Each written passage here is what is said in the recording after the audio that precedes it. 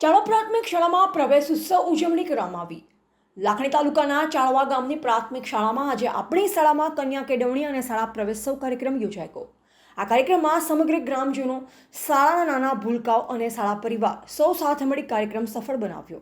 આજના કાર્યક્રમમાં ગેડા હાઈસ્કૂલના આચાર્ય શ્રી હરેશભાઈ ડામોર સાહેબ મુખ્ય અધિકારી તરીકે ઉપસ્થિત રહ્યા.